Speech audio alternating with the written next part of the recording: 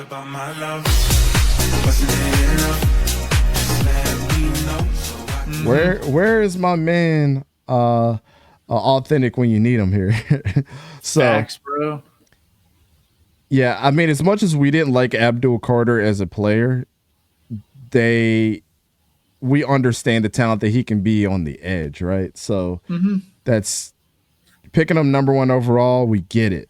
Trading back up in the first round and getting another need that's going to be able to sit behind 2 guys that have had their chance in the NFL to teach you how to be the ultimate pro. I mean, you get the best of both worlds, right?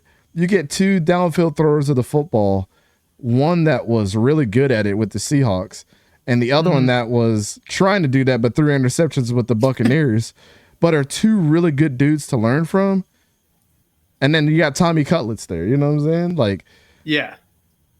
it's a good group of quarterbacks to be around. They've all been through some type of adversity. If Dart doesn't start, that's going to be best for his career here. Oh, I just rhymed twice in a row. Jeez, that's weird. But Jackson Dart has the arm talent, right? He can make special throws, but he needs refinement cognitively as a quarterback, right? Pre and post snap reads, going through his progressions. This is not an elementary, scheme that Lane Kiffin runs, right? This is not a one read scheme. This is the NFL, right? Where you go through your progressions. You are asked to do more than just clap pre-snap, right? I mean, you even compare Riley Leonard and his snap count with the clap compared to Jackson Dart. It was so completely different. Why? Because at Notre Dame, right, or at Notre Dame and Duke, Riley Leonard had different, he had a dummy and he had different, different signs and call outs that he'd give to his offensive linemen and his receivers for when the snap count was, what direction they're running, right? He had those things. Jackson Dart, it was just,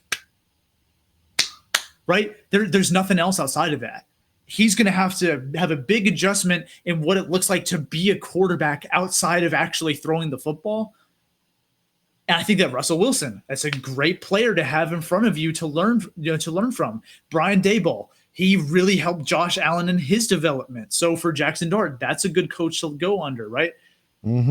As long as he doesn't see the field early, I like his chances of developing and performing well in the league even better for Jackson Dart.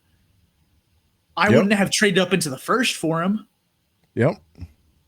But I do recognize that there is potential and upside there, right? Even if he's not my favorite quarterback prospect, there is potential there. Things just have to fall a certain way for that to, for the Giants to get the best out of their potential future franchise quarterback. Yeah, I think from what we're seeing with Jackson Dart is, again, I don't think he's starting right away.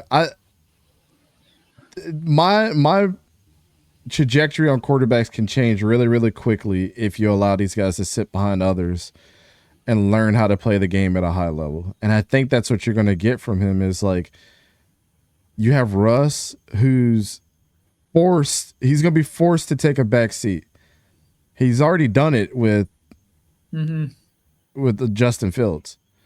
Then you have Jameis Winston, who's going to be a great teammate. And you're going to have Tommy Cutlets there that's going to be really, really good as far as, bro, I know what it's like to have a little bit of success in my first couple starts and getting the team rallied together to get a couple wins. And then I had to deal with a couple losses after that. It is what it is. That's the progression of what this thing is.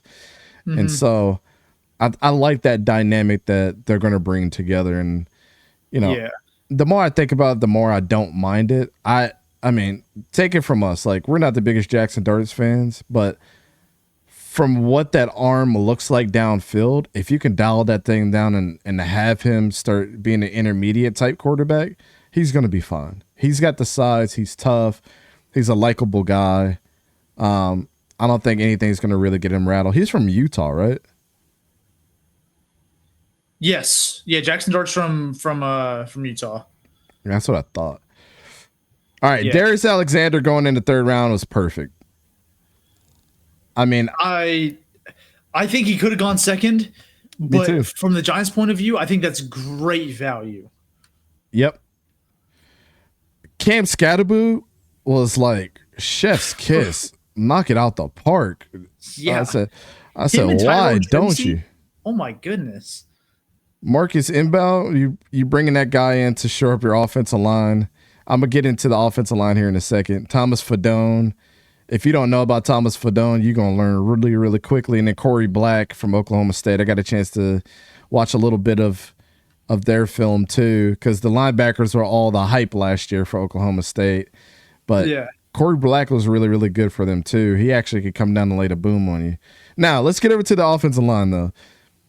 The one thing that could have got them an S rank really quickly is if you would have switched out maybe a Darius Alexander for a premier guy at the offensive line position right there. I think Darius Alexander was a great pick, and we're like, oh my goodness, it's kind of overkill. But like they really needed another offensive lineman that could help them anchor. I mean, Marcus 𝗕𝗂𝘀𝘀𝗀, like being there that deep was really good value. But I would have loved to see 2 offensive linemen come off the board for him. Outside of that, I think they had a killer draft. They could have used a right tackle, but personally, I don't know. I guess I don't blame them for taking the Alexander in the 3rd. Like again, I think that's great value for the 3rd round, and I mean I think you could justify wanting that defensive tackle spot. Alexander could be a starter this season, over a right tackle. Yeah, I think then it's just kind of like pick your poison. Which one do you want to? Would you rather go into the season with here? Because Jermaine Illuminor's, yeah, he's you can get an upgrade at right tackle. Yeah, let's be for real. But I do like the Alexander pick. I think that the Giants will probably be looking for that right tackle spot either through the trade market before the deadline or in the draft.